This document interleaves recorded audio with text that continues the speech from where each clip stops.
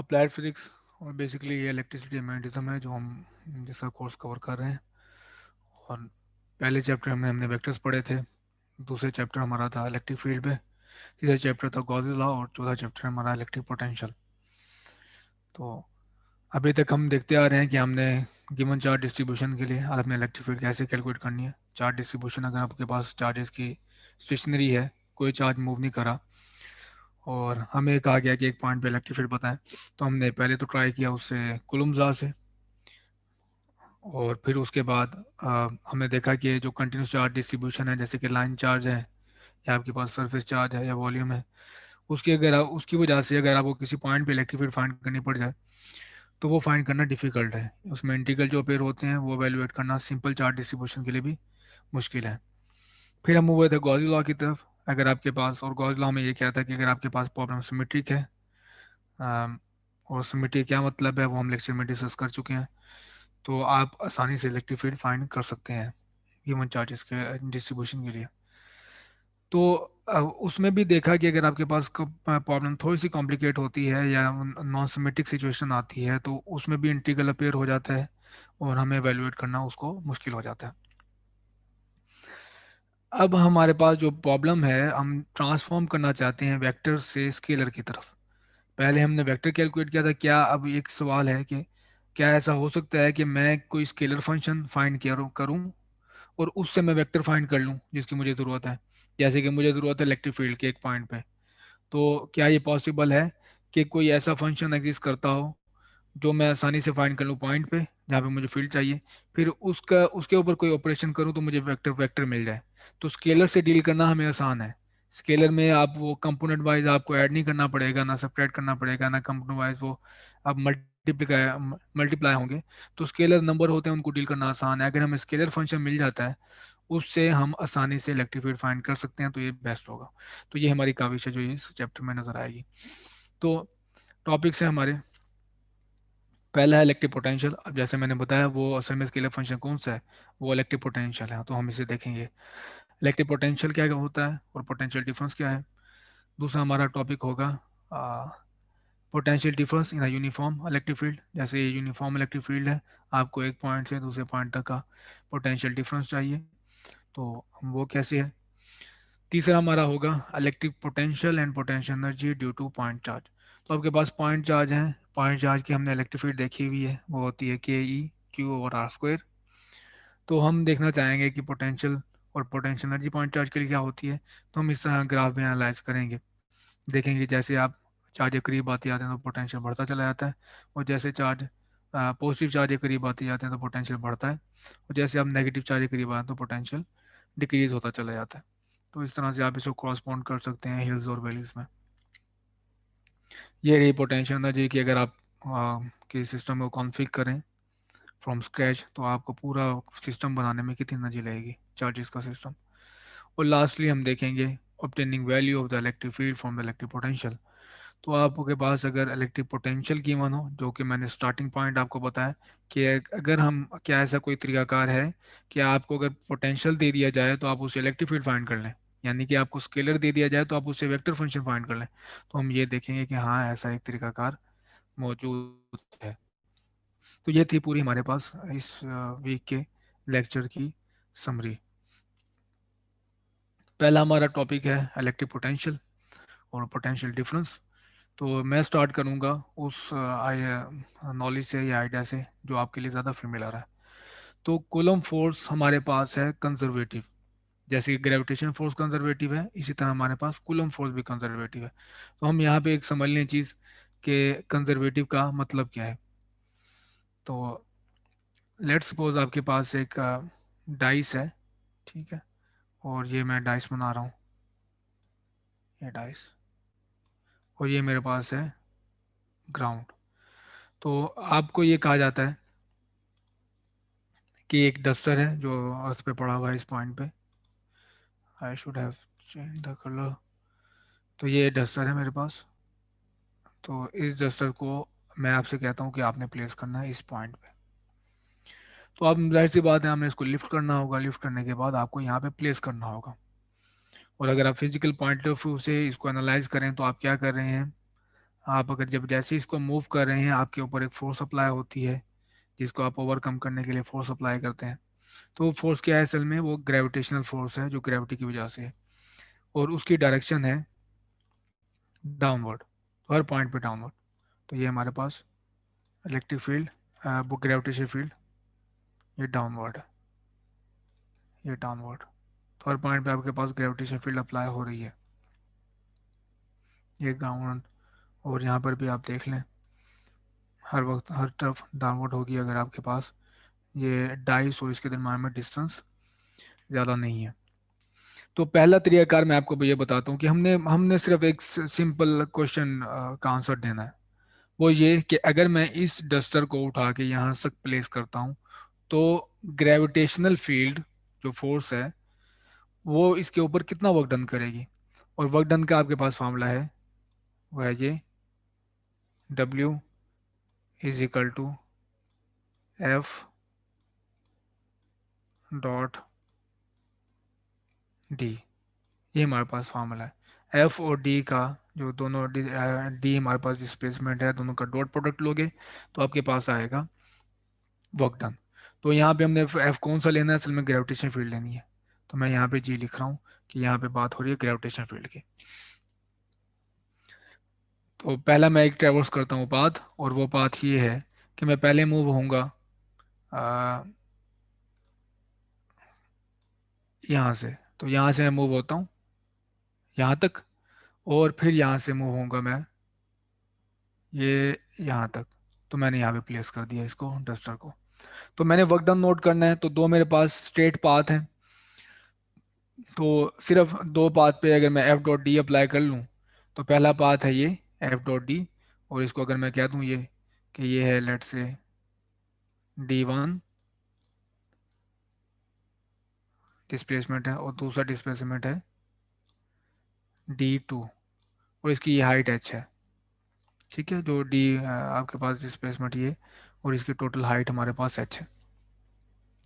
तो work done total होगा इस पाथ के लिए W equals to F dot D, force gravity की फोर्स, तो वो सेम है दोनों पॉइंट्स पे, दोनों के लिए एफ डॉट D1। तो ये पहला वर्क डन हो गया, और plus F G dot D2। तो ये दूसरा वर्क डन हो गया मेरे पास। ठीक, तो यहाँ पे हमारे पास डॉट प्रोडक्ट है, और यहाँ पे देखें इन पाथ के लिए, यहाँ पे एंगल हमारे पास 90 है। जहाँ पे भी देख लें आप फोर्स के दरमियान में, ये मैंने ग्रीन में जो शो की हुआ है ये फोर्स है, ये याद रहे कि जो ग्रीन लाइंस आपको नजर आ रही हैं ग्रेविटेशन फोर्स है, जिसे हम एफ कह रहे हैं। तो मैं इसको लेबल कर दूं यहाँ पे, ये हमारे पास है एफ जी। दो हर जगह पे आपको यूनिफॉर्म नजर आ रही है। तो इधर भी एंगल हमारे पास 90 है, और यहाँ पर भी एंगल 90 है, यहाँ पर भी एंगल 90 है, यहाँ पर भी एंगल 90 है D1 के लिए। तो एफ और डी कॉस 90 बन जाएगा, और कॉस 90 डॉट प्रोडक्ट में हमारे पास याद रहे कॉस 90 बनेगा यहाँ पे, क्योंकि यहाँ पे डॉट प्रोडक्ट है। तो कॉस 90 हमारे पास होता है 0। तो यहाँ तक तो मसला हल हो गया। अब रहेगी सिर्फ ये टर्म। इस टर्म की अगर आप बात करें तो ये बनेगा एफ नीचे की तरफ है, डी एग्जैक्टली ऊपर की तरफ है, तो इनके दरम्यान में एंगल होगा 190 180। तो ये एफ मैग्नीट्यूड और फोर्स, फोर्स की मैग्नीट्यूड, और साथ डिस्प्लेसमेंट आ गया, और डिस्प्लेसमेंट की मैग्नीट्यूड आ गई, और साथ आ गया हमारे पास कॉस 180। तो अब अगर आप देखेंगे कि डस्टर पे क्या फोर्स अप्लाई होगी, अगर इसका मैस है m, अगर इसका मैस m है तो डस्टर पे फोर्स एग्जैक्टली अप्लाई होगी mg।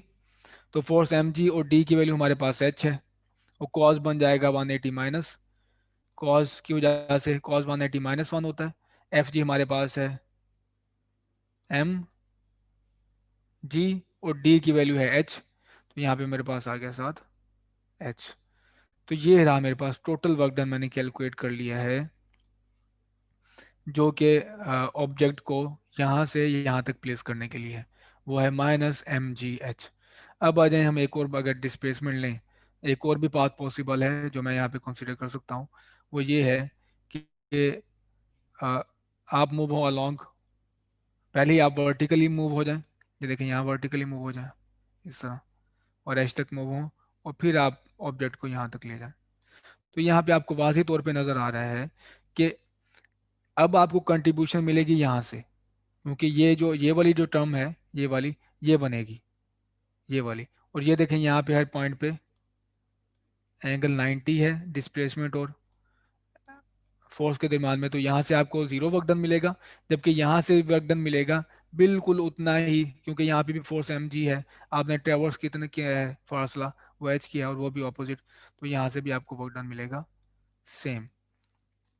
तो यहाँ पे भी होगा -mg h। तो ये देखें, ये भी आपके पास एग्जैक्टली दोनों सेम है, आप कहीं से भी मूव हो, आप ये पाथ ले लें, ये पाथ ले लें, कोई सा भी पाथ ले लें, आप बेशक एक और पाथ ले लें कोई कर्वी सा, आपको ये रिजल्ट एवेलुएट करना मुश्किल होगा, लेकिन आप देखेंगे कि वर्क डन हमेशा आपके पास -mgh आएगा। यहाँ से भी आपके पास होगा work done is equal to -mg और h। ठीक, तो ये आप कोई सा भी पाथ लें, तो work done due to the field, जो फोर्स है हमारे पास उसकी वजह से जो वर्क डन है वो बिल्कुल सेम है, -mgh -mgh।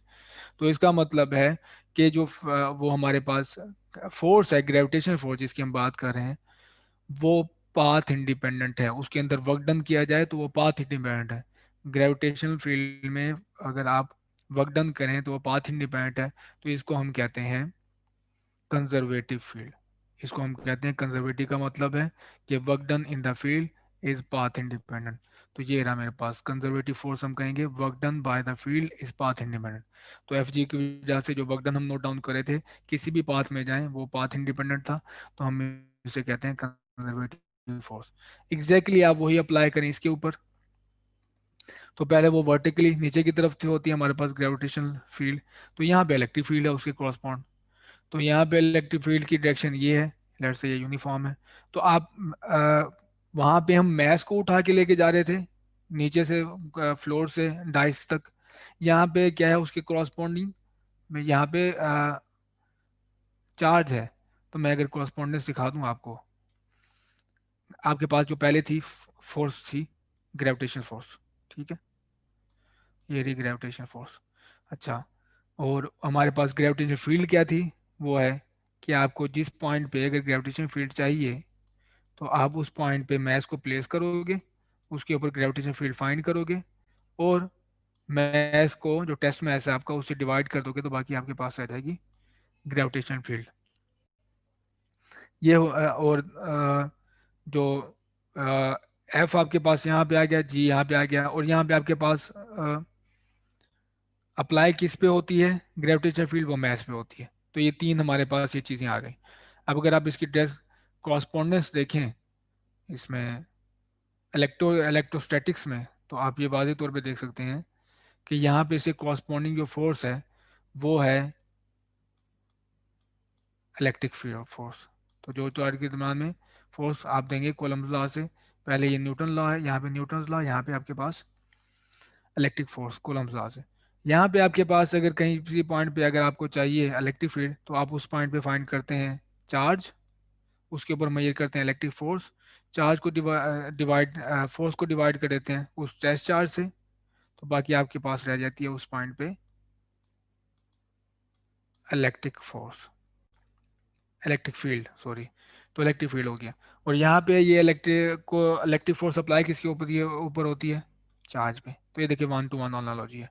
तो यहाँ पे मुझे अगर वर्क डन कैलकुलेट करना है, तो प्लेस करना होगा चार्ज, चार्ज प्लेस किया, और मैं यहाँ तक लेके जाता हूँ, और रास्ते में जितने भी वर्क डन आएंगे उसको मैं वैल्यूएट करूँगा, और सबको सम अप कर दूंगा, तो मेरे पास आ जाएगा टोटल वर्क डन।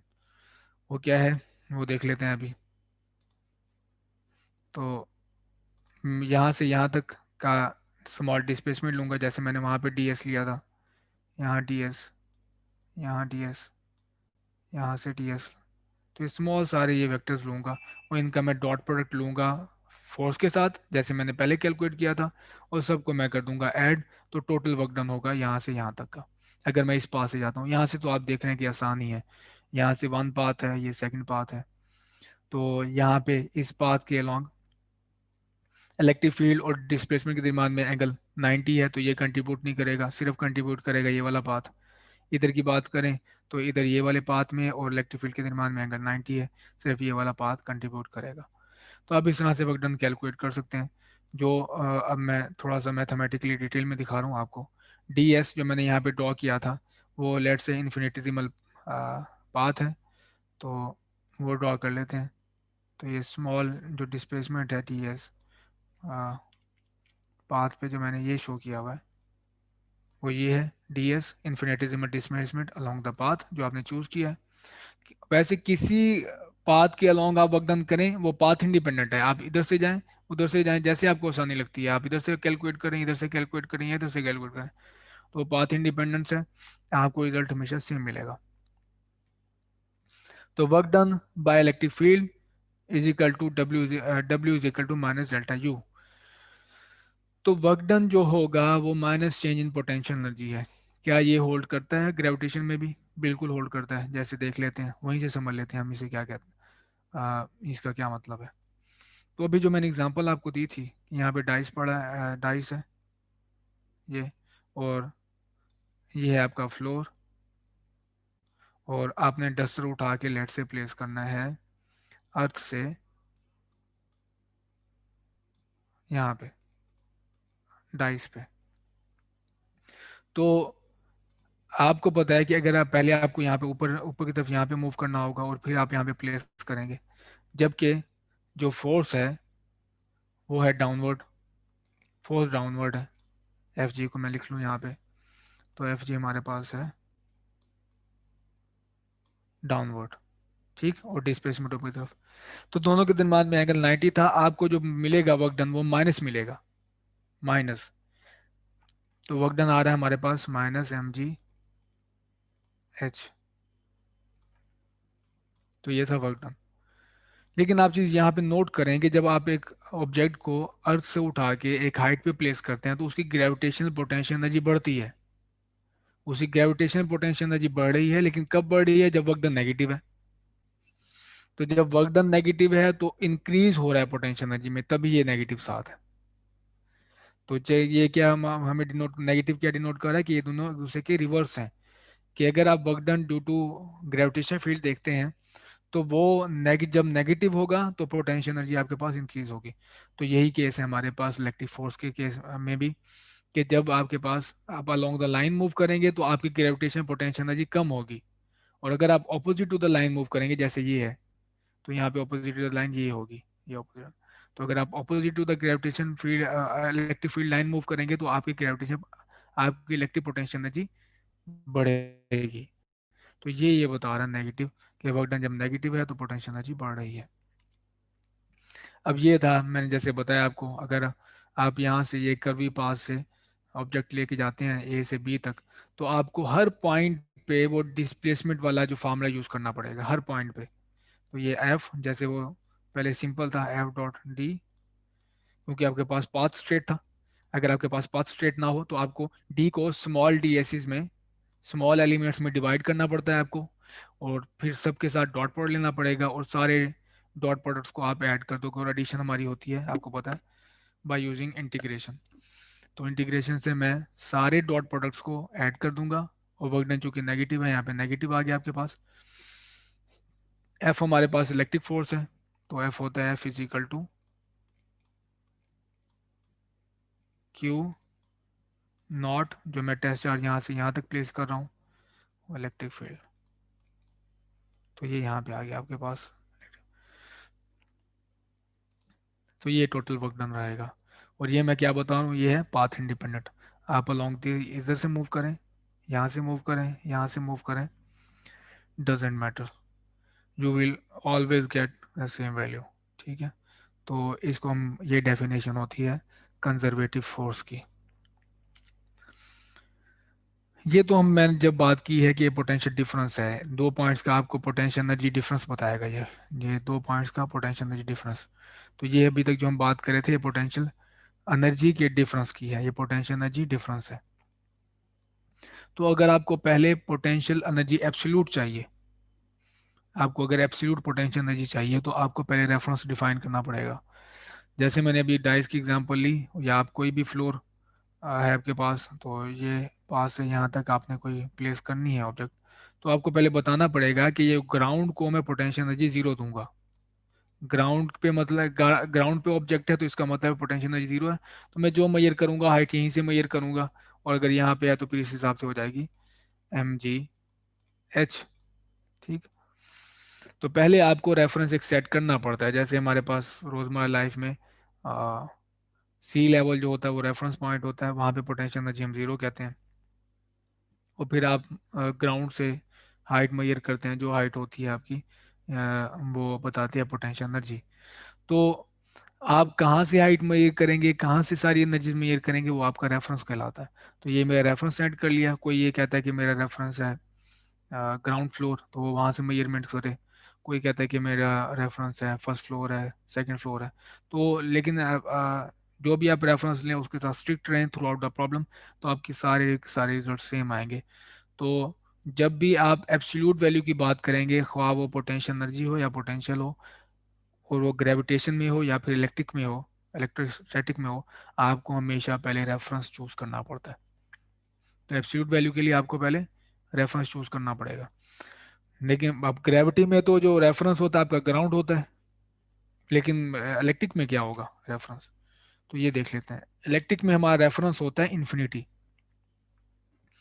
इन्फिनिटी पे अगर कोई चार्ज रखा है तो इसका मतलब है उसके ऊपर उसकी जो एनर्जी है जीरो है।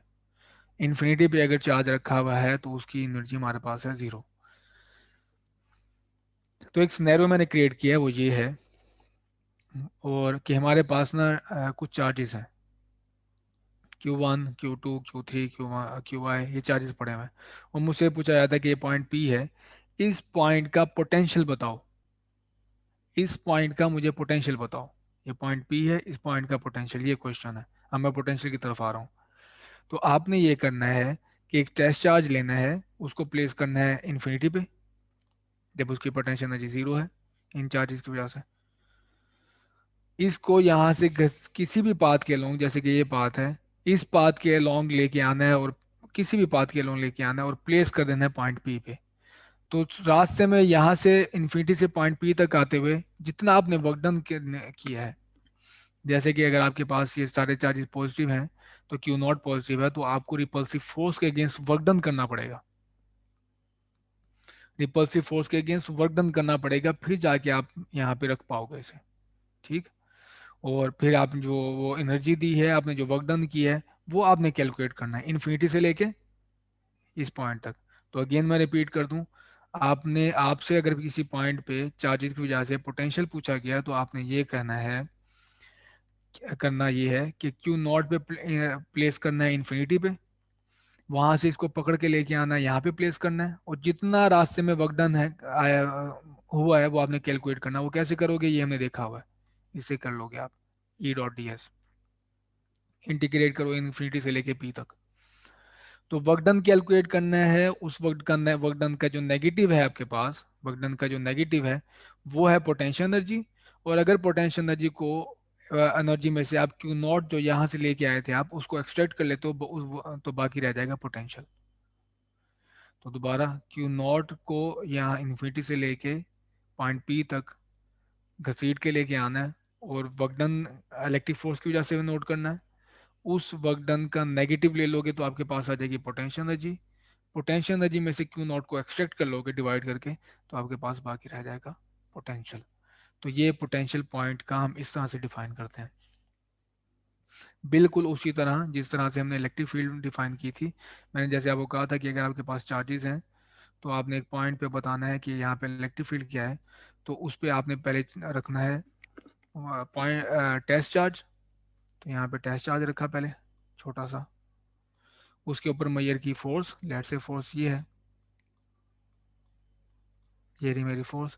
फोर्स में से एक्सट्रैक्ट कर लेना है टेस्ट चार्ज को, तो बाकी रह जाएगी आपके पास इलेक्ट्रिक फील्ड।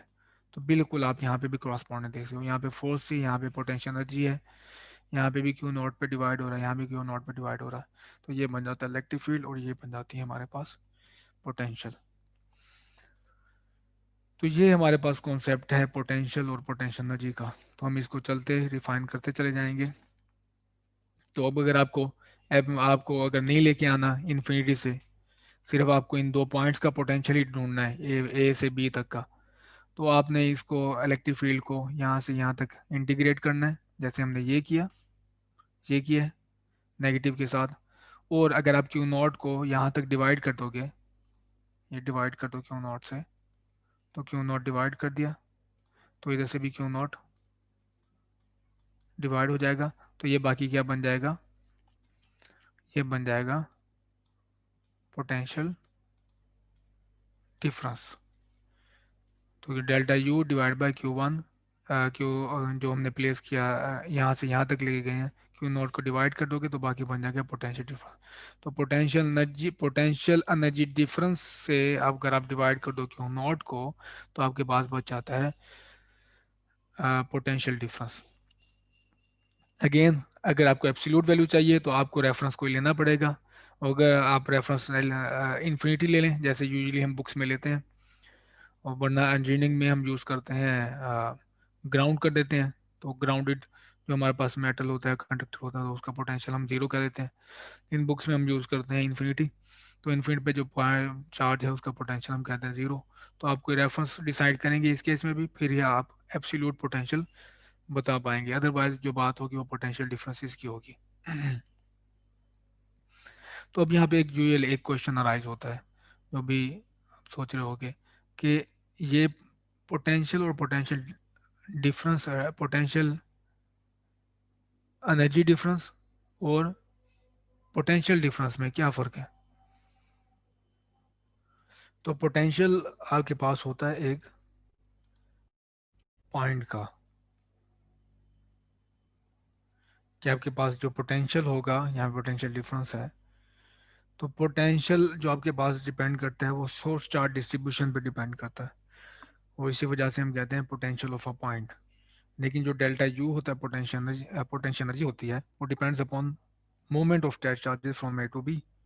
ठीक है। तो आपका अगर कॉन्फ़िगरेशन चेंज करेंगे, जो डिस्ट्रीब्यूशन चेंज करेंगे, उसके लिए पोटेंशियल एनर्जी चेंज होगी।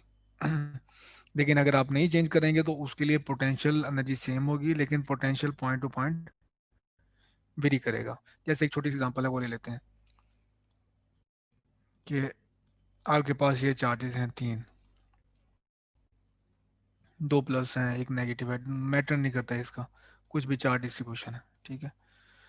तो पोटेंशियल एनर्जी इसकी क्या होगी, पोटेंशियल एनर्जी ये होगी कि आप वो वर्क डन सारा नोट डाउन करें, जो आप वन बाय वन पहले इस चार्ज को इन्फिनिटी से उठा के आपने यहाँ पे प्लेस किया, फिर आपने इस चार्ज को इन्फिनिटी से उठा के इसकी मौजूदगी में यहाँ प्लेस किया, फिर आपने ये चार्ज प्लेस किया यहाँ पे, फिर आपने यहाँ पे प्लेस किया, और फिर लास्टली आपने ये प्लेस किया।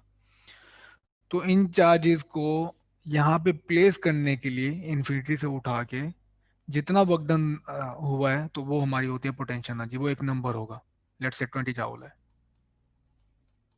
ठीक है।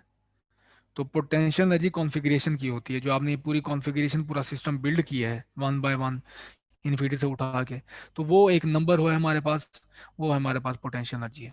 अब ये सेम होगी अगर आप सिस्टम चेंज नहीं करते, इसी कॉन्फ़िगरेशन इन चार्जेस को नहीं हिलाते, तो आपके पास पोटेंशियल एनर्जी एक नंबर होगा, सेम होगा। लेकिन अगर मैं आप बात करें कि ये पोटेंशियल क्या है, तो पोटेंशियल एक पॉइंट का होता है, पहले आपको पॉइंट बताना होगा। तो इस पॉइंट पे पोटेंशियल अलग होगा, इस पॉइंट पे पोटेंशियल अलग होगा, इस पॉइंट पे पोटेंशियल अलग होगा, इस पॉइंट का पोटेंशियल होगा, इस पॉइंट पे पोटेंशियल होगा। लेकिन इस कॉन्फ़िगरेशन की जो पोटेंशियल एनर्जी होगी हर पॉइंट के लिए सेम होगी। तो पोटेंशियल एनर्जी एक सिस्टम की होती है, लेकिन पोटेंशियल एक पॉइंट का होता है, वो पॉइंट टू पॉइंट वेरी कर रहा है, लेकिन यहाँ पे इस गिवन कॉन्फ़िगरेशन में potential energy point two point very नहीं करेगी, क्योंकि पोटेंशियल एनर्जी कॉन्फ़िगरेशन की है, पॉइंट की नहीं है। तो ये मेजर डिफरेंस है दो इन चीज़ों में। तो अब अगर आप बात करें, जो हमने तो पहले लिया work done due to gravitation field या ड्यू टू इलेक्ट्रिक फील्ड हमने वर्क डन कहा है कि वर्क डन किस वजह से नोट कर रहे हैं, इलेक्ट्रिक फील्ड की वजह से। अब अगर आप जो वर्क डन कर रहे थे डस्टर को उठाने में नीचे जमीन से ऊपर तक, या फिर चार्ज को एक जगह से दूसरी जगह प्लेस करने में जो आप वर्क डन कर रहे हो, वो है ये पॉजिटिव है रिलेशन वही, W is equal to delta U. तो दूसरा हमने क्या कहा था, ये अगर आपके पास वर्क डन लेते हो इलेक्ट्रिक फील्ड की वजह से, तो वो होगा माइनस डेल्टा यू, और वर्क डन जो आप एक्सटर्नल एजेंट आप अप्लाई कर रहे हो वो पॉजिटिव यू आएगा।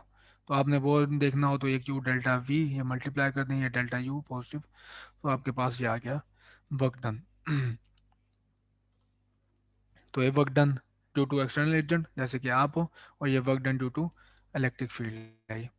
अब अगर आप बात कर लें यूनिट्स की, तो यूनिट्स हमारे पास हैं इलेक्ट्रिक फील्ड की, आप लिख सकते हैं पहले हम, ये है न्यूटन पर कूलम, और ये वोल्ट मीटर भी होता है।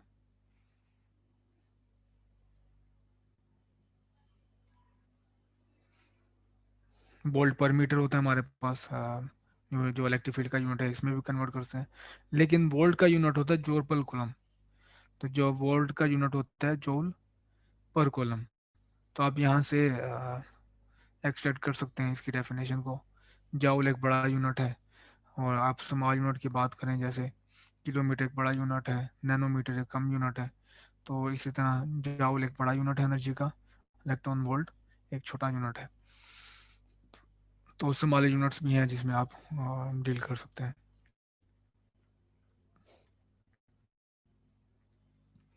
प्रॉब्लम नंबर टू है। प्रॉब्लम नंबर टू ये है कि पॉइंट ए से आप Avogadro numbers of particle, particle कितने हैं, एवोगैड्रो नंबर जो 6.02 मल्टीप्लाई 10 to the power 23 होता है, वो पार्टिकल हैं, और पॉइंट ए से उठा के आप प्लेस करते हैं पॉइंट बी पे। ठीक है, और हर पार्टिकल पे चार्ज है नेगेटिव, एक इलेक्ट्रॉन का चार्ज है हर हर पार्टिकल पे। तो आप उठा के यहाँ से यहाँ तक प्लेस करते हो। तो हमसे पूछा गया है कि अगर ए पॉइंट ए का पोटेंशियल 9 हो, पॉइंट बी का पोटेंशियल -5 हो, तो इनका पोटेंशियल डिफरेंस तो हमें पता है क्या है। तो हमसे ये पूछा जा रहा है कि इसकी एनर्जी क्या होगी, और जो पोटेंशियल डिफरेंस क्या होगा हमारे पास। ठीक, तो मैंने पहले टोटल चार्ज कैलकुलेट किया। टोटल चार्ज ये है कि एक पार्टिकल पे जो चार्ज था वो एक इलेक्ट्रॉन का था, तो माइनस ई एक पार्टिकल का आ गया, और टोटल नंबर पार्टिकल हमारे पास कितने हैं, एवोगैड्रो नंबर है। तो -0 6.02 multiply 10 to the power 23, 1.6 multiply 10 to the power -19 coulomb. तो ये मेरे पास आ गया टोटल चार्ज जो ए से बी तक रखा गया। अब आप पोटेंशियल डिफरेंस भी बता सकते हैं। तो ये फाइनल -5 इनिशियल 9, तो -5 -9 इज इक्वल टू -14। तो टोटल वर्क डन जो आपने किया है यहाँ से यहाँ तक प्लेस करने का, तो क्यू मल्टीप्लाई डेल्टा वी है, -9.6 जो यहाँ से वैल्यू आई थी, -14 यहाँ से वैल्यू आई, आपने इन दोनों को मल्टीप्लाई कर दिया तो हमारे पास आ गई 1.35 मेगा जाउल वर्क डन, जो आपको चार्जेस को वहाँ से यहाँ तक प्लेस करने में लगे। अब मूव करते हैं नेक्स्ट टॉपिक की तरफ, potential difference in a uniform electric field. और हमारे पास यूनिफॉर्म इलेक्ट्रिक फील्ड है, जैसे ये सारी डाउनवर्ड है, इस पर मैंने डाउनवर्ड ड्रॉ की है।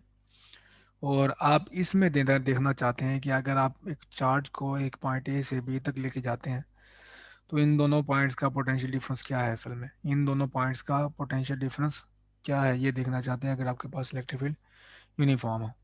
तो आपको पता है कि पोटेंशियल डिफरेंस कैलकुलेट करने के लिए आपको इंटीग्रल सॉल्व करना होगा नेगेटिव के साथ।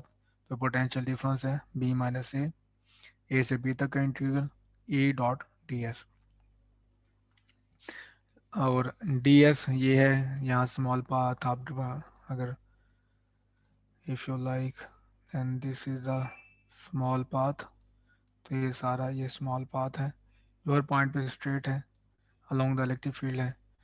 तो ये दो हर जगह हर पॉइंट पे स्ट्रेट लाइन है, हर पॉइंट पे आपके पास इलेक्ट्रिक फील्ड और डी एस की डायरेक्शन सेम है, तो दोनों में एंगल होगा cos 0, cos 0 1 हो जाएगा। इलेक्ट्रिक फील्ड चूँकि यूनिफॉर्म है वो इंटीग्रल से बाहर आ जाएगी, तो इंटीग्रेशन से बाहर आ गई। और डी एस यानी कि ए से लेके बी तक अगर आप स्ट्रेट पाथ पे ऐसा इंटीग्रेट करोगे या फिर ये स्मॉल डी एस को, स्मॉल पाथ एलिमेंट्स को ऐड करोगे तो आपको टोटल पाथ मिलेगा जीरो से ए से लेके बी तक, और वो है डी। तो ये मेरे पास इस तरह आ गया, डी एस के इंटीग्रेशन का रिजल्ट है डी। तो change in potential is equal to minus E D. तो ये आपके पास एक की फार्मूला है और वो ये बताता है कि अगर आप मूव करते हैं along the electric field line तो आपका पोटेंशियल जो है वो डिक्रीज होगा। तो नेगेटिव इसमें ये शो कर रहा है, ये फार्मूला। कैसे हम मूव कैसे हुए थे along the electric field line, तो along the electric field line move करते हैं तो पोटेंशियल आपका डिक्रीज होगा। ये क्योंकि एक ऑब्वियस सी चीज़ है कि अगर आपके पास ये पोटेंशियल डिफरेंस है और ये फाइनल है, ये इनिशियल है। फाइनल आपके पास स्मॉल वैल्यू होगी इनिशियल से फाइनल स्मॉल होगी, तभी जाके रिजल्ट नेगेटिव आएगा। तो -2 रिजल्ट है। तो इस वजह से ये देखिए नेगेटिव है कि फाइनल जो आपके पास पोटेंशियल है वो कम है एज कम्पेयर टू इनिशियल। तो वो कब हुआ, जब आप along the field line move करते हैं। Along the electric field line move करेंगे तो पोटेंशियल हमेशा डिक्रीज होगा। Along the electric field line move करेंगे तो आपके पास पोटेंशियल डिक्रीज होगा। तो ये नेगेटिव इस वजह से शो कर रहा है मैथमेटिकली। अगर आपके पास यूनिफॉर्म इलेक्ट्रिक फील्ड है तो इसको कंप्यूट करना पोटेंशियल डिफरेंस को आसान है। तो अब अगर आप बात करें, जैसे मैंने बताया when you move along electric field lines potential always decreases. और डेल्टा यू, अगर पोटेंशियल एनर्जी डिफरेंस इन दोनों पॉइंट्स के दरम्यान में देखना हो आपने जब इलेक्ट्रिक फील्ड यूनिफॉर्म है, तो Q naught delta V is equal to minus Q naught A D.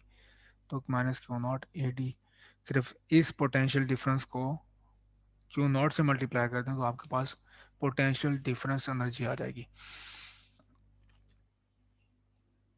तो जैसे मैंने बताया अभी, when Q naught is positive, Q naught आपके पास पॉजिटिव हो, ये चीज़ देखनी है जो तुम्हें शायद मैंने एक्सप्लेन वो कोट नहीं की, कि क्यू नॉट अगर आपके पास पॉजिटिव है और आप इलेक्ट्रिक फील्ड लाइंस के अलॉन्ग मूव करते हैं तो पोटेंशियल हमेशा डिक्रीज होगा। और अगर क्यू हमारे पास है नेगेटिव है, क्यू नॉट हमारे पास नेगेटिव है और आप इलेक्ट्रिक फील्ड लाइंस के अलॉन्ग मूव करते हैं तो पोटेंशियल इंक्रीज होगा। तो क्यू नॉट पे डिपेंडेंसी है इसकी। क्यू नॉट आपके पास क्या है, अगर पॉजिटिव है तो अलोंग द लाइन मूव करोगे तो पोटेंशियल डिक्रीज होगा। अगर आपके पास नेगेटिव है तो along the field line move करेंगे तो पोटेंशियल इंक्रीज होगा। तो इसे कन्वर्स भी ट्रू है। तो पॉइंट ए पे या बी पे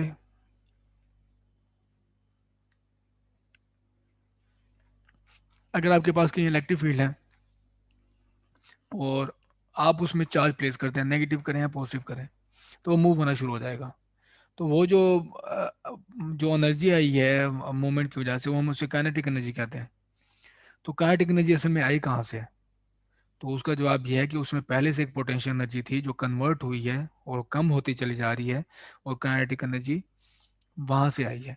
तो आपने कोई भी इलेक्ट्रिक फील्ड में रखा है अगर चार्ज, तो वो उसमें स्टोर होगा पोटेंशियल एनर्जी में उसकी, और फिर जब वो मूव करना शुरू हो जाएगा उसकी पोटेंशियल एनर्जी कम होना शुरू हो जाएगी, उसकी काइनेटिक एनर्जी बढ़ना शुरू हो जाएगी। अब आपके पास जो मैंने ये इलेक्ट्रिक फील्ड ली थी, पाथ तो मैंने बिल्कुल स्ट्रेट लिया था, अलोंग द लाइन लिया था। अगर आप नहीं लेते, आप कहते नहीं मैंने यूनिफॉर्म इलेक्ट्रिक फील्ड को यूनिफॉर्म रहने दो, लेकिन पाथ ये ले लें, ये वाला, ये क्रॉस ले लें, अलोंग द लाइन ना लें, क्रॉस ले लें, तो फिर आपके पास पोटेंशियल डिफरेंस क्या होगा? तो फिर आपको एवेलुएट करना होगा थोड़ा सा केयरफुली इसको। तो ए से बी इंटीग्रल वही है, ए से बी, लेकिन पाथ अब ये वाला है। इलेक्ट्रिक फील्ड स्टिल यूनिफॉर्म है, आप इंटीग्रेशन से इसको बाहर निकाल लें। तो अब आप इसका डीएस की पूरी इंटीग्रेशन करेंगे तो आपको ये एस मिलेगा। यहाँ से यहाँ तक इंटीग्रेट करेंगे तो आपके पास टोटल एस आएगा। तो ई माइनस ई डॉट, यहाँ से यहाँ तक की इंटीग्रेशन का रिजल्ट एस वेक्टर, तो माइनस ई डॉट एस। तो ये रहा हमारे पास पोटेंशियल डिफरेंस का फार्मूला। अगर आप कोई आर्बिट्रेरी पाथ लेते हैं ए से बी तक, तो ये देख लेते हैं ये क्या है, कैसे एवेलुएट होता है। तो एक चीज़ यहाँ पे नोट करनी है, वो ये कि ये है हमारे पास डॉट प्रोडक्ट। अगर आप इसी एस वेक्टर को दो कंपोनेंट्स में डिवाइड कर दें, एक कंपोनेंट हमारा हो along the electric field line और दूसरा कंपोनेंट हो along the perpendicular perpendicular direction of electric field, तो जो आपके पास कंपोनेंट परपेंडिकुलर होगा वो यहाँ पे कंट्रीब्यूट नहीं कर रहा, क्योंकि ये हमारे पास क्या है, डॉट प्रोडक्ट है। तो ई डॉट डी एस का रिजल्ट होगा हमारे पास minus E S cos theta. अगर यहाँ पर हमारे पास एंगल इलेक्ट्रिक फील्ड के साथ थीटा है, अगर थीटा एंगल है तो आपके पास ये आएगा। जबकि ये जो लाइन है ये वाली, इस लाइन का जो परपेंडिकुलर इलेक्ट्रिक फील्ड के है उसका, उस पूरी लाइन का पोटेंशियल सेम है, तो इस लाइन के अलॉन्ग जाओगे तो पोटेंशियल चेंज नहीं होगा। तो ये हमें ये बता रहे हैं कि ये डॉट प्रोडक्ट है, सिर्फ एस का वो कंपोनेंट कंट्रीब्यूट करेगा जो इलेक्ट्रिक फील्ड लाइन के अलॉन्ग है। तो इलेक्ट्रिक फील्ड लाइन के अलॉन्ग है तो वही कंट्रीब्यूट करेगा, जबकि जो परपेंडिकुलर है उसके अलॉन्ग कोई ना ना ही वो कंट्रीब्यूट करेगा, और ना कंट्रीब्यूट करने की वजह ये है क्योंकि इस लाइन के अलॉन्ग पोटेंशियल सेम है, इस लाइन का पोटेंशियल डिफरेंस जीरो है। Component of S along E contributes path perpendicular to electric field has same potential। तो ये path perpendicular to the electric field same potential है उसका। तो ऐसे सारे पॉइंट्स जिनका पोटेंशियल सेम हो हम उसे कहते हैं कि पोटेंशियल सर्फेसिस।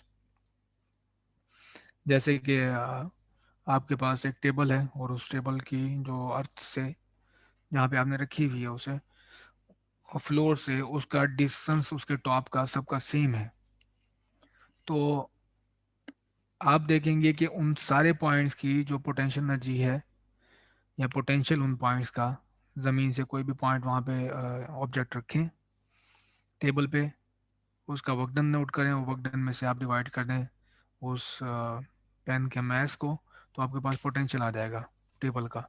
तो अगर सारे टेबल के आप जो पोटेंशियल है आप देखेंगे वो डिपेंड करता है एच पे, तो सारे टेबल टॉप की जो हाइट है फ्लोर से वो सेम है, तो सारे पॉइंट्स का पोटेंशियल सेम होगा, तो वो पूरी सरफेस बन जाएगी जो टेबल टॉप है वही की पोटेंशियल सरफेस बन जाएगी। तो इसी तरह इलेक्ट्रोस्टैटिक में ऐसी सारी सरफेसेस या ऐसे सारे पॉइंट्स जिनका पोटेंशियल सेम होता है उसको हम कहते हैं इक्वी पोटेंशियल सर्फेसेस। जैसे ये है, जैसे मैंने बताया पोटेंशियल डिफरेंस यहाँ पे जीरो है, पोटेंशियल डिफरेंस जीरो होने का मतलब ये है कि पोटेंशियल सेम है। तो ये पूरी लाइन जो perpendicular to the electric field है इसका पोटेंशियल सेम है, तो हम इसे कहेंगे ये इक्वी पोटेंशियल है। अब देख लें एक एग्जांपल जो कि है सॉर्ट ऑफ कैपेसिटर की, पैरेलल प्लेट कैपेसिटर की, और electric field between parallel plates of opposite charges.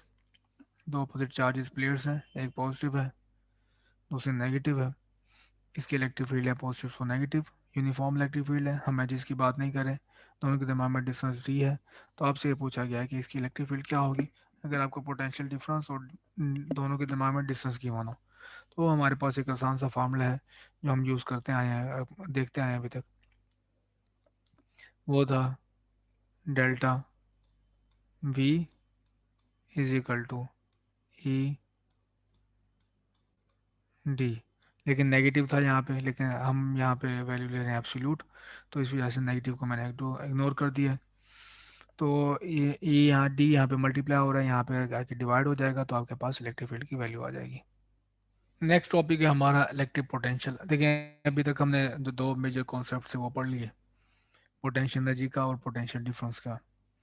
तो अब हमने डिफरेंट चार्ज डिस्ट्रीब्यूशंस के लिए, जैसे पॉइंट चार्जेस हैं, पहले तो पॉइंट चार्ज आएगा फिर पॉइंट चार्जेस आएंगे फिर और डिस्ट्रीब्यूशन होंगे, उसके लिए हमने पोटेंशियल या पोटेंशियल एनर्जी फाइंड करनी है। तो पहला हमारे पास टास्क है कि हमने एक पॉइंट चार्ज की वजह से पोटेंशियल फाइंड करना है एक डिस्टेंस आ। तो हम स्टार्ट करेंगे पहले पोटेंशियल डिफरेंस से, क्योंकि हमारे पास उसका फार्मूला है। बाद में हम रेफरेंस लेके पोटेंशियल, एब्सोल्यूट पोटेंशियल की भी बात कर सकते हैं। तो ये मैं इस पिक्चर को एक्सप्लेन कर दूं, वो ये कि हमारे पास सेंटर में यहाँ पे चार्ज पड़ा हुआ है, लेट से पॉजिटिव चार्ज है, ये रहा चार्ज, ठीक। तो मैं क्वेश्चन ये पूछता हूँ कि एक पॉइंट है आर ए डिस्टेंस पे चार्ज से, आर ए वेक्टर पे, और एक पॉइंट है आर बी वेक्टर पे, बी पॉइंट है। इस पॉइंट का, इन दोनों पॉइंट का पोटेंशियल डिफरेंस क्या है?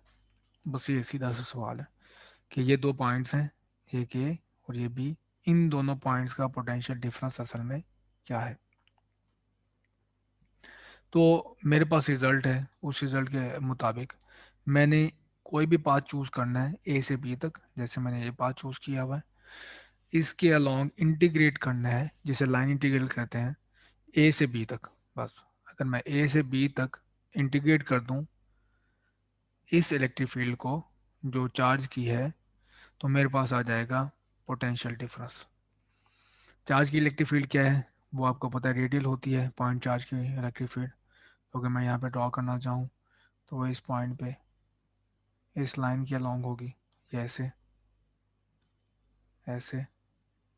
तो ये सारी पॉइंट पे आपके पास ये पोटेंशियल इलेक्ट्रिक फील्ड नजर आएगी आपको, जो radially electric field lines outward है, क्योंकि पॉजिटिव चार्ज है ये ये।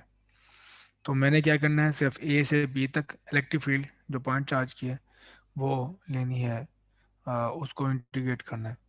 और ये जैसे मैंने बताया इलेक्ट्रिक फील्ड आपके पास रेडियली आउटवर्ड है।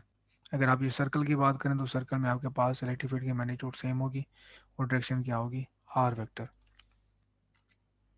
तो ये है पॉइंट चार्ज की इलेक्ट्रिक फील्ड। जैसे आपको पता है के E Q over R square point charge की इलेक्ट्रिक फील्ड होती है, उसकी डायरेक्शन क्या है, आर यूनिट वेक्टर, जो मैंने यहाँ पे शो किया आपको। तो ये इंटीग्रल के अंदर जो रिजल्ट है उसको मैं सिंपलीफाई करना चाहता हूँ, ये डॉट डी एस है। तो दोनों को मैंने डॉट प्रोडक्ट लिया, K E Q over R square R dot D S. तो आर डॉट डी एस अगर आप देखें कि आर डॉट डी एस क्या होगा, तो अगर मैं इसकी डायग्राम बनाना चाहूँ तो ये मेरे पास लेट से आर आर यूनिट वेक्टर है और ये मेरे पास है डी एस। ठीक, तो ये रहा आर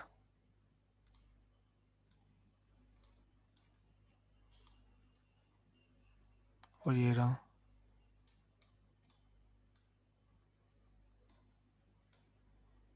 डी एस। इनके दिमाग में जो ये है थीटा आई। ठीक, तो अगर आप इनका दोनों का डॉट प्रोडक्ट लेते हैं तो आपके पास आएगा डॉट प्रोडक्ट के मुताबिक D S dot R is equal to होगा आर की मैग्नीट्यूड, आर की मैग्नीट्यूड का यूनिट वेक्टर है 1 होती है, डी एस की मैग्नीट्यूड डी एस हो गया, और साथ आएगा आपके पास कॉज ऑफ थीटा। तो ये हमारे पास होगा इसका रिजल्ट इन दोनों का। अब वही मैंने जो आपको शो किया, और ये असल में डी एस कॉस थीटा किसके इक्वल है, ये मैं इस चीज़ को वैल्यूएट कर रहा हूँ। मैं आपको बता दूं, मैं इस चीज़ को वैल्यूएट कर रहा हूँ, इस चीज़ को। तो डी एस कॉस थीटा असल में डी आर और डी एस के दरमियान में जो एंगल है थीटा। तो अगर आप डी एस को प्रोजेक्ट करेंगे आर की तरफ डी आर पे, तो आपके पास ये आ जाएगा स्मॉल एलिमेंट डी आर। आप इसे ट्राइंगल से भी चेक कर सकते हैं कि अगर आप इसको प्रोजेक्ट करें तो ये आपको ये लेंथ मिलेगी, ये वाली। ठीक, तो ये मेरे पास सिंप्लीफाइड रिजल्ट आ गया। अब मैंने सिंपली सिर्फ इसको इंटीग्रेट करना है, ये आर वेक्टर से आर बी तक। और इंटीग्रेशन किसके ऊपर है, आर के ऊपर है, बाकी कांस्टेंट है, के ई कांस्टेंट है, क्यू भी कांस्टेंट है। तो 1/r² की इंटीग्रेशन होती है, अगर आप पावर रूल यूज़ करें तो इसकी पावर है -2 पावर है, और इंटीग्रेशन है डी आर पे।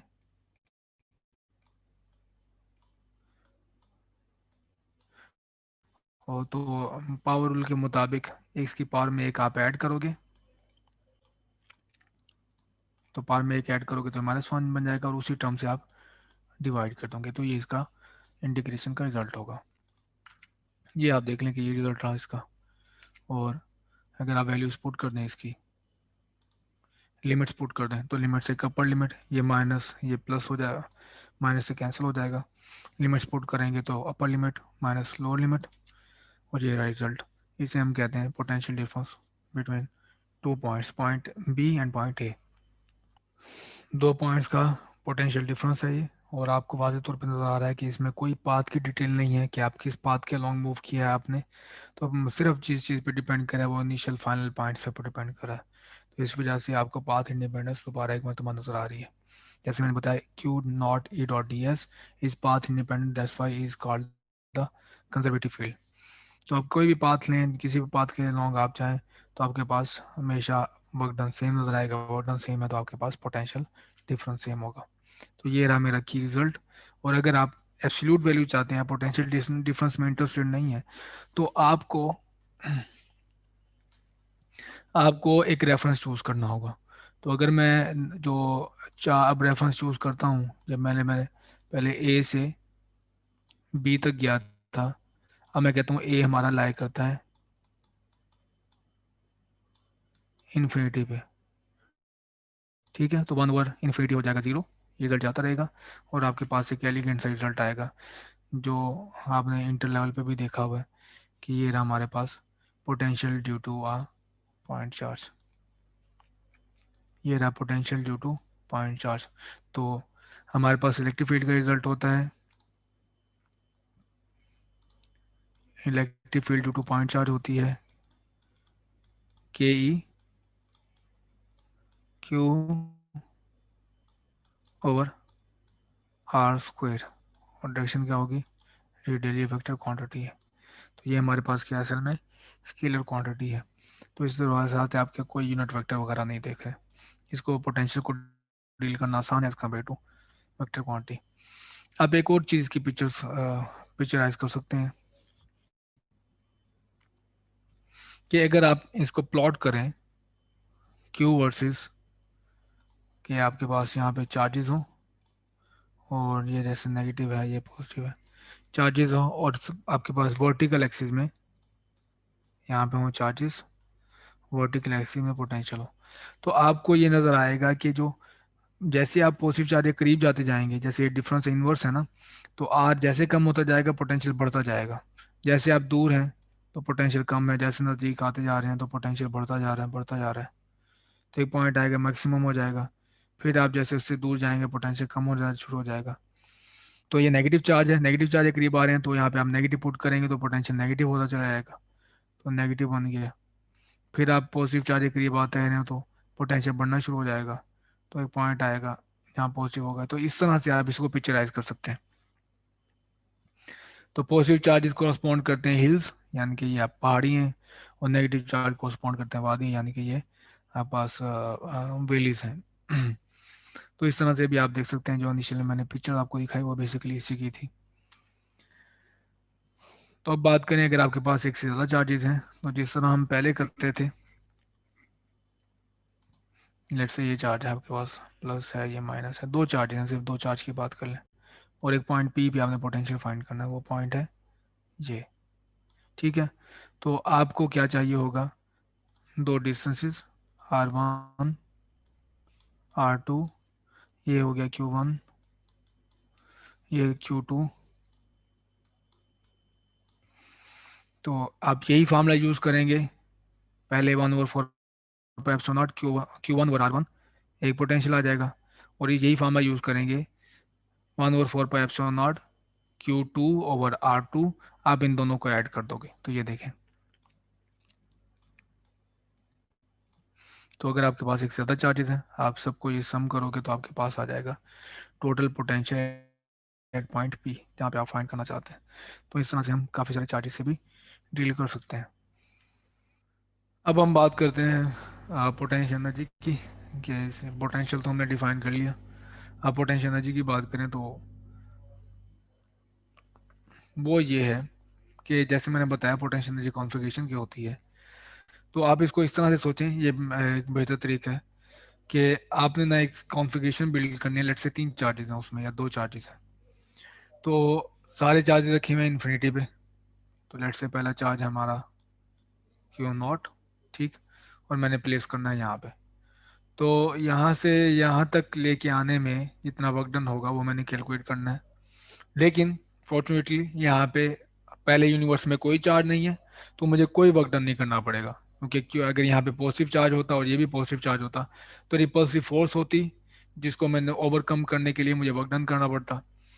अगर हमारे पास यहाँ पे दोनों चार्जेस ऑपोजिट होते तो अट्रैक्टिव फोर्स होती, और मुझे इसको स्टेशनरी लेके जाना था यहाँ से यहाँ तक, तो उसके लिए भी हमें वर्क डन डिक्रीज हो कम होता, लेकिन हम नेगेटिव होता, लेकिन वर्क डन जरूर होता।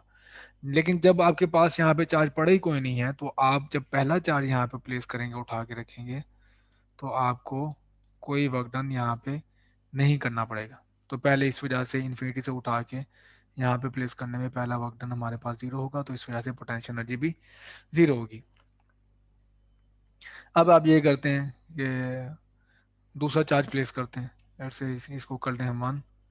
तो एक दूसरा चार्ज आप प्लेस करते हैं, और अब आपको यहाँ पे रखने के लिए वर्क डन करना पड़ेगा। तो यहाँ से यहाँ तक, यहाँ पे प्लेस करने के लिए आपको वर्क डन करना पड़ेगा, ये। और वो वर्क डन होगा, इसमें स्टोर होगा पोटेंशियल एनर्जी में, इस सिस्टम की पोटेंशियल एनर्जी में स्टोर होगा वो वर्क डन जो आप कर रहे हो 1 बाय 1 यहाँ पे रखने के लिए। अब वो वर्क डन क्या होगा, मैं दिखाता हूँ आपको। तो पॉजिटिव चार्ज आप जो सेकंड चार्ज ब्रिंग करके वो लाए हैं यहाँ पे आपके पास, क्यू नॉट यहाँ पे प्लेस किया, तो उसकी वजह से वर्क डन होगा, और वो होगा हमारे पास negative J K E Q Q naught over R. ठीक।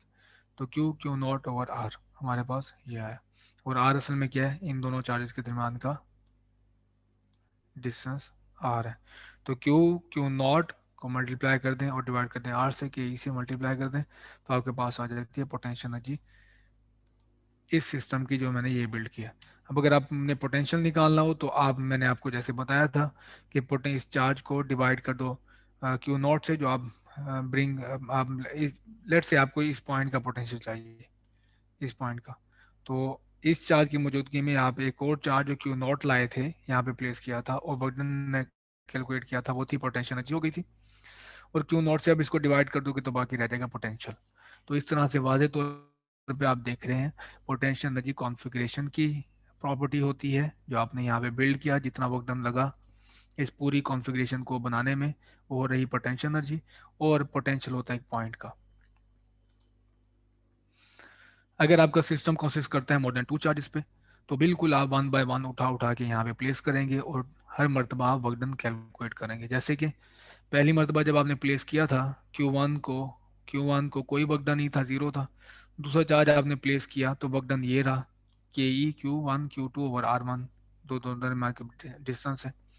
जब आप तीसरा चार्ज लेके आए, तो तीसरे चार्ज जब आपने यहाँ पे प्लेस करना चाहा, तो आपको वर्क डन करना पड़ा इसकी वजह से, इस चार्ज की वजह से, Q1 की वजह से, और Q2 की वजह से भी वर्क डन करना पड़ा। तो एक टर्म आई आपके पास Q13 की, और दूसरी टर्म आई आपके पास Q23 की, और कॉरस्पॉन्डिंग दरमियान में डिस्टेंसेस है।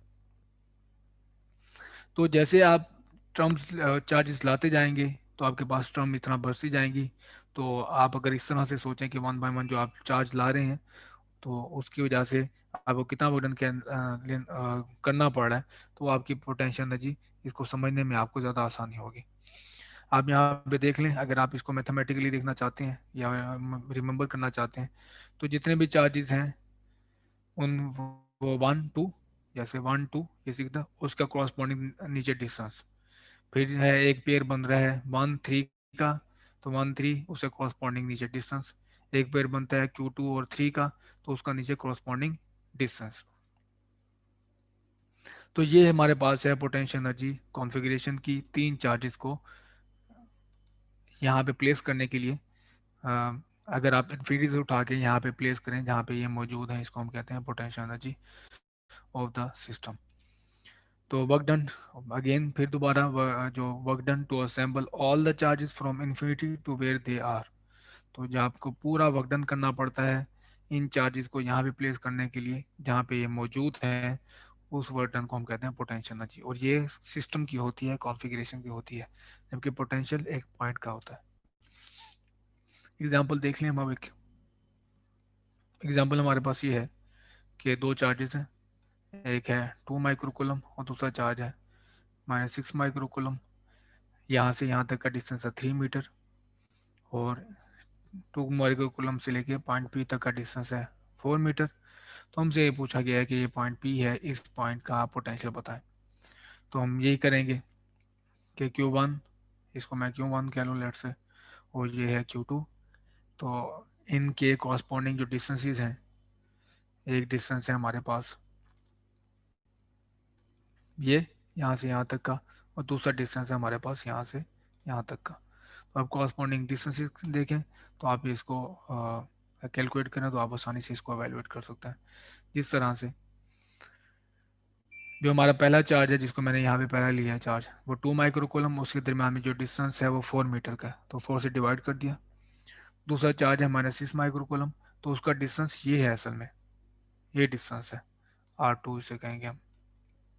तो R2 बनेगा बाय पाइथागोरस, वो है R2 square is equal to, ये hypotenuse square is equal to base square plus perpendicular square, base square plus perpendicular square, ये बनेगा आपका 25। इसका आप स्क्वायर रूट ले लो तो आपके पास आ जाएगा 5, तो इस वजह से 5 है। इनको डिवाइड करोगे आपके पास पोटेंशियल आ गया। तो ये देख रहे हैं आपके पास इसको एवेलुएट करना काफ़ी आसान है, ना कोई हमारे पास वेक्टर कंपोनेंट्स, ना दो कंपोनेंट वाइज ऐड करने की टेंशन, सिर्फ दो नंबर होंगे आपके पास, नंबर को आपने ऐड कर देना। अगर यहाँ पे चार्जेस 3 होते तो आप एक और टर्म यहाँ पे अपेयर हो जाती, तो आपके पास टोटल पोटेंशियल होता तीनों चार्जेस के सम के पोटेंशियल के इक्वल। Q3 अगर मैं प्लेस करूँ तो उसकी वजह से जो पोटेंशियल एनर्जी होगी वो क्या होगी, तो ये क्वेश्चन है हमारे पास। तो मैं इनिशियल एनर्जी को 0 कंसिडर कर लेता हूँ जो मैंने यहाँ पे प्लेस की थी। तो दूसरा, अब जो मैंने इसको नेक्स्ट Q3 को प्लेस करना है, तो उसकी वजह से पोटेंशियल एनर्जी ये होगी कि आपको इस पॉइंट का पोटेंशियल पता है ऑलरेडी, तो उस पोटेंशियल को अगर Q3 से मल्टीप्लाई करें तो आपके पास आ जाएगी change in potential energy. Q3 इस पॉइंट P का पोटेंशियल आपको ऑलरेडी पता है, उस पॉइंट पे अगर Q3 को मल्टीप्लाई करते हैं तो आपके पास बन जाएगी potential energy. Change in potential energy is equal to Q3 Vp, values put करें तो आपके पास ये वैल्यू आ जाएगी, delta U is equal to -1.89 multiply 10⁻² जॉल।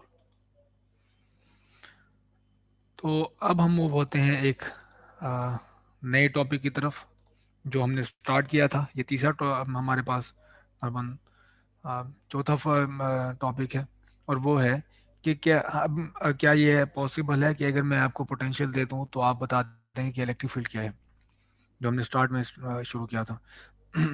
हमने ये देखा था कि अगर आपके पास इलेक्ट्रिक फील्ड गिवन है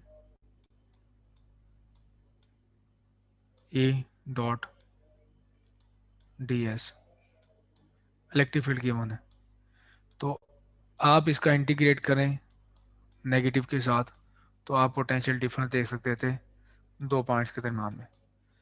अगर आपको इलेक्ट्रिक फील्ड गिवन है तो आप ये कर सकते हैं, इलेक्ट्रिक फील्ड गिवन है तो आप पोटेंशियल फाइंड कर सकते हैं। लेकिन अब हम क्वेश्चन इससे कन्वर्स पूछने लगे हैं कि अगर पोटेंशियल गिवन हो तो क्या आप इलेक्ट्रिक फील्ड फाइंड कर सकते हैं। तो अब हम इसके ऊपर टाइम स्पेंड करेंगे।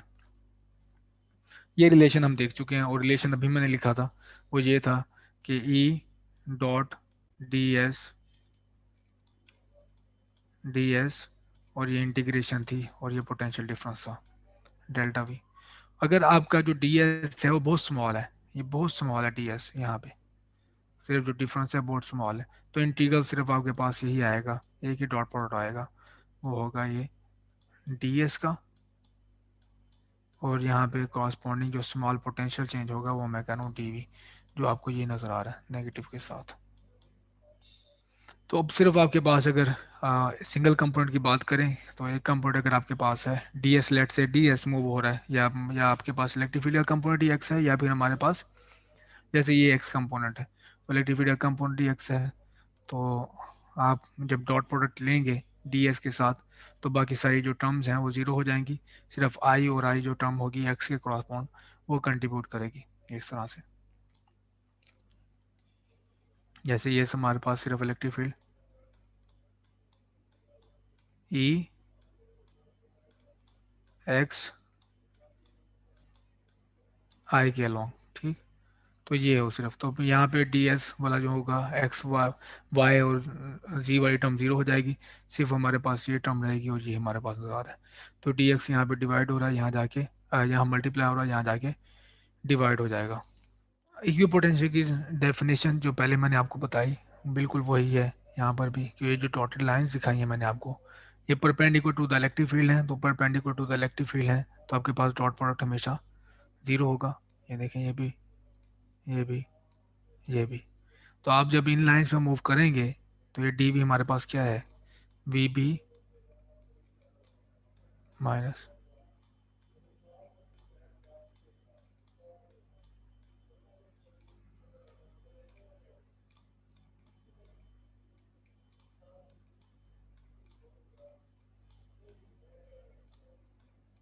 भी है। तो दोनों पॉइंट का पोटेंशियल सेम है। ऐसी सारी पॉइंट्स, कलेक्शन ऑफ पॉइंट्स जिनका पोटेंशियल सेम होगा, उसे हम कहते हैं कि पोटेंशियल सरफेसेस। इस केस में आप देख लें तो ये जो, अगर आप ये सर्कल जो मैंने ड्रॉ की हैं, इन सर्कल के लॉन्ग मूव हों, ये देखें, ये परपेंडिकुलर है,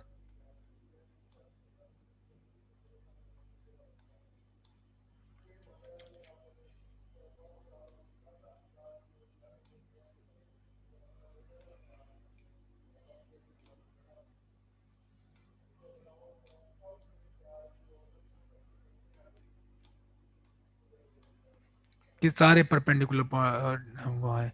अगर आप इस सर्कल के लॉन्ग मूव करते हैं तो डी एस उस सर्कल पे होगा, और ये इलेक्ट्रिक फील्ड उसके बिल्कुल परपेंडिकुलर है, तो ये आपको यहाँ पे डॉट प्रोडक्ट 0 मिलेगा। तो पोटेंशियल आपके पास ये भी जो जो मैंने ट्राई की है, ये ये सर्कल का, जैसे सर्कल है, इस सर्कल पे जितने पॉइंट्स हैं उनका पोटेंशियल सेम है, हम इसे कहेंगे इक्वी पोटेंशियल सरफेस। इस पॉइंट का, सबका हमारे पास जो है वो पोटेंशियल सेम है, तो इसको कहेंगे हम इक्वी पोटेंशियल सरफेस। ये भी हमारे पास सारे पॉइंट्स का पोटेंशियल सेम है, तो इक्वी पोटेंशियल सरफेस।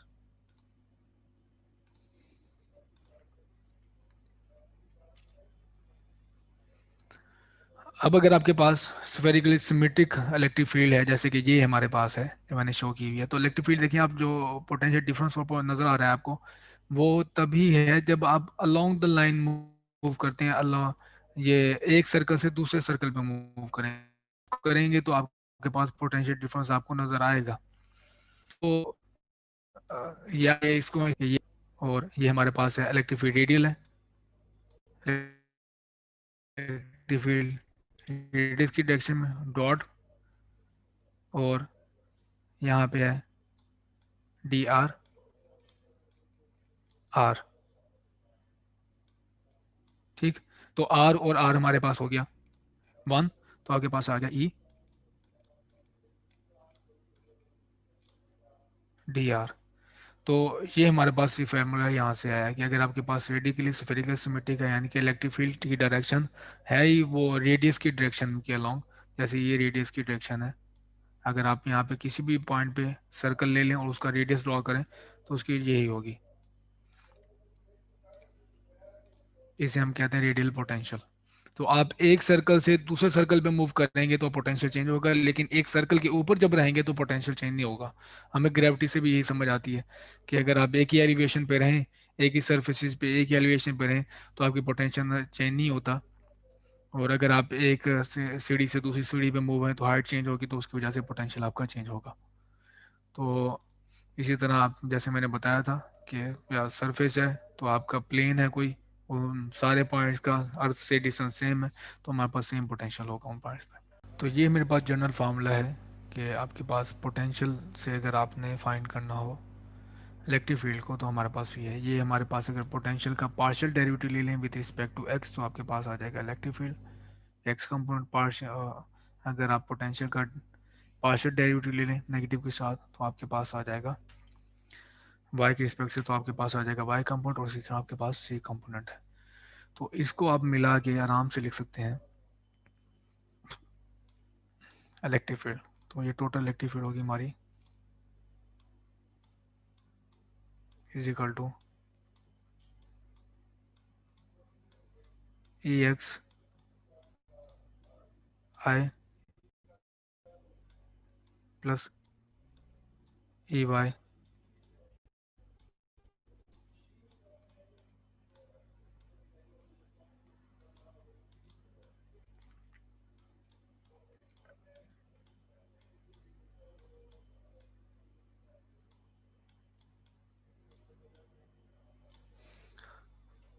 तो इस तरह से अगर आपको सारे कंपोनेंट्स मिल जाते हैं तो हमारे पास टोटल इलेक्ट्रिक फील्ड आ जाएगी। तो अब सवाल उठता है कि आपके पास ये जो मैंने शो किया है पार्शियल डेरिवेटिव, वो क्या चीज़ है। अगर मैं इसके अगर आपने एक्स स्क्वायर का डेरिवेटिव कैलकुलेट करना है, लेट्स से ये है एक्स स्क्वायर, इसका ऑर्डिनरी डेरिवेटिव कैलकुलेट करते हैं आप विद रिस्पेक्ट टू एक्स, तो ये रहा एक्स, ये इज इक्वल टू आ गया हमारे पास, ऑर्डिनरी डेरिवेटिव होता है 2x, बिल्कुल सही। अब अगर आपके पास है डेरिवेटिव कैलकुलेट करते हैं दो वेरिएबल्स का है, और वो है एक्स स्क्वायर है, लेट से इसका डेरिवेटिव लें विद रिस्पेक्ट टू हम एक्स, तो ये आ गया D X is equal to, इस पे अप्लाई होगा प्रोडक्ट रूल। तो प्रोडक्ट रूल में पहले एक y का derivative x as it is dy dx plus, और अब होगा y एज इट इज, तो डेरिवेटिव आएगा dx स्क्वायर का, और dx का स्क्वायर का डेरिवेटिव हम ऑलरेडी ले चुके हैं, वो है 2x। तो ये हमारे पास है ऑर्डिनरी डेरिवेटिव, ये ऐसे बिहेव करता है। लेकिन अब आप बात करें कि अगर मैं इसका लूँ पार्शियल डेरिवेटिव, पार्शियल डेरिवेटिव, तो इसका मैं पार्शियल डेरिवेटिव कैलकुलेट करूँ, वो एग्जैक्टली आपके पास सेम वर्क करेगा पार्शियल डेरिवेटिव, क्योंकि वेरिएबल ही आपके पास एक है। तो ये आपके पास आएगा एक्स स्क्वायर का partial derivative is equal to 2x। लेकिन अब इसका अगर पार्शियल डेरिवेटिव कैलकुलेट, तो आपको यहाँ पे इसकी एसेंस सही नजर आएगी। पार्शियल डेरिवेटिव का मतलब ये है कि आपने जिसके हिसाब से, जिसके रिस्पेक्ट से डेरिवेटिव लेना है, आप उसी को वेरिएबल ट्रीट करोगे, बाकी कांस्टेंट होंगे। तो अब ये डेरिवेटिव है with respect to X, with respect to X, तो ये एक्स स्क्वायर के डेरिवेटिव आएगा, पे अप्लाई होगा, तो y बिहेव करेगा एज अ कांस्टेंट, वो बाहर आ जाएगा, तो ये डेरिवेटिव बन जाएगा एक्स स्क्वायर। तो ये इसका रिजल्ट आएगा 2xy। देखें ये प्रोडक्ट टूल से इंतहाई ये मुख्तलिफ है, क्योंकि पार्शियल डेरिवेटिव यहाँ पे दोनों, ये जो ऑर्डिनरी डेरिवेटिव था दोनों को वेरिएबल ट्रीट कर रहा था, लेकिन पार्शियल डेरिवेटिव सिर्फ उसी का डेरिवेटिव अप्लाई होगा जो वेरिएबल समझेगा, जिसके रिस्पेक्ट से वो डेरिवेटिव होगा। बाकी जो भी चीज़ें हैं, टर्म्स हैं, वो कांस्टेंट होंगी, वो बाहर चली जाएंगी, वो डेरिवेटिव से अप्लाई नहीं होगा। तो ये फ़र्क है पार्शियल डेरिवेटिव में। तो अब आपके पास जो हमने क्वेश्चन स्टार्ट किया था कि अगर आपके पास पोटेंशियल गिवन हो तो उसका आप पार्शियल डेरिवेटिव लेके इलेक्ट्रिक फील्ड आराम से फाइंड कर सकते हैं। तो वन बाय वन हम प्रॉब्लम डिस्कस करेंगे, और उसके बाद लेक्चर को एंड करते हैं। कि ये एक पॉइंट है मेरे पास, ये वाई पे पॉइंट है, और उसके X Y plane, X plane हमारे पास एक ओरिजिन से ए डिस्टेंस पे प्लस चार्ज पड़ा हुआ है, और ओरिजिन से एक ए डिस्टेंस पे माइनस क्यू चार्ज पड़ा हुआ है, और ओरिजिन से वाई डिस्टेंस वर्टिकली, इससे हमने फाइंड करना है पोटेंशियल। तो उस पोटेंशियल फाइंड करने के लिए हमें चाहिए डिस्टेंसेस दोनों चार्ज से। तो एक डिस्टेंस होगा ये, और दूसरा डिस्टेंस है हमारे पास ये। तो अगर हमारे पास ये डिस्टेंसेस आ गए तो हम आराम से पोटेंशियल फाइंड कर सकते हैं। तो अब वह देखोगे कि दोनों की असल में डिस्टेंसेस सेम है।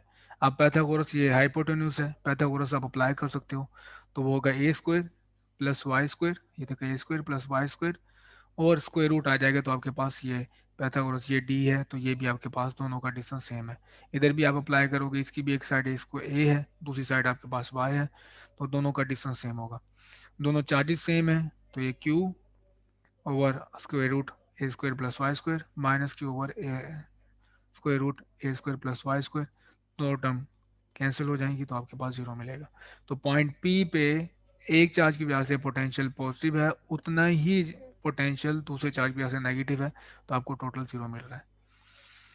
अब सेकंड प्रॉब्लम है, सेकंड प्रॉब्लम आपके पास ये है कि इन दोनों चार्जेस की वजह से पॉइंट आर पे, इस पॉइंट पे आपको पोटेंशियल फाइंड करना है। तो अगेन आपको डिस्टेंसेस चाहिए, ये यहाँ से यहाँ तक का डिस्टेंस आपको नज़र आ रहा है कि x में से अगर a माइनस कर दूँ तो मेरे पास ये डिस्टेंस बन जाएगा, और ये जो डिस्टेंस है वो है x में से आपको, x में आपको a ऐड करना पड़ेगा। तो ये हमारे पास रहा डिस्टेंसेस, तो अब हमने से वही अप्लाई करना है। तो दो चार्जेस हैं, एक का क्यू प्लस चार्ज का डिस्टेंस है x प्लस ए, नेगेटिव चार्ज का डिस्टेंस है x माइनस ए, तो ये नेगेटिव चार्ज है, इस वजह से ये आ गया। तो आप इनको बेशक कॉमन ले लें और उसके बाद एलसीएम ले लें या इकट्ठा एलसीएम ले लें, तो क्रॉस टर्म मल्टीप्लाई होगी, एक्स माइनस है यहाँ पे, एक्स प्लस है इस तरफ मल्टीप्लाई होगी, तो नीचे दोनों मल्टीप्लाई हो जाएंगी टर्म्स। नीचे हमारे पास बन जाएगा A square minus B square, या फिर आप कहें X square minus B square, ये बन गया। कुछ टर्म कैंसिल आउट हो जाएंगी, बाकी आपके पास रह गई ये। तो ये रहा पोटेंशियल एट पॉइंट आर। तो ये अभी तक आप देख रहे हैं कि जॉब हमारी ज़्यादातर यही रहती है कि आपको डिस्टेंसेज अगर मिल जाए तो आप इलेक्ट्रिसिटी बता सकते हैं, पोटेंशियल भी बता सकते हैं, क्योंकि हमारे पास ज़्यादातर एक्सरसाइज में डिस्टेंसेज का इशू होता है कैलकुलेट करने का। अब हमारे पास एक्सरसाइज है कि अगर आप ये पॉइंट जो है, ये पॉइंट जो आर है, आर डिस्टेंस, आर पॉइंट, बहुत दूर से आप इसको इलेक्ट्रिक कैलकुलेट करें, इलेक्ट्रिक फील्ड ऑब्जर्व करें बहुत दूर से, कि आप तो ये करीब पॉइंट नज़र आ रहा है, तो आप ये देखें कि x is much larger than A, तो आपके पास जो डिस्टेंस है x, ये बहुत ज़्यादा है एज कम्पेयर टू ए। तो आप इस लिमिट के अंदर ए स्क्वायर को जीरो पुट कर सकते हैं, तो ये मैंने पुट कर दिया। तो अब आप बताएं कि इसकी इलेक्ट्रिक फील्ड क्या होगी। वो सिंपली हम बता सकते हैं कि इलेक्ट्रिक फील्ड क्या होगी। वो बेसिकली आप महज इसका डेरिवेटिव लेंगे, x यहाँ पे सिर्फ पोटेंशियल x पे डिपेंडेंट है, तो यहाँ पे पार्शियल डेरिवेटिव और डेरिवेटिव बिल्कुल सेम होगा। तो यहाँ डेरिवेटिव लें, 1/x² का डेरिवेटिव होता है -2/x³। तो ये आपके पास है electric field far from the origin.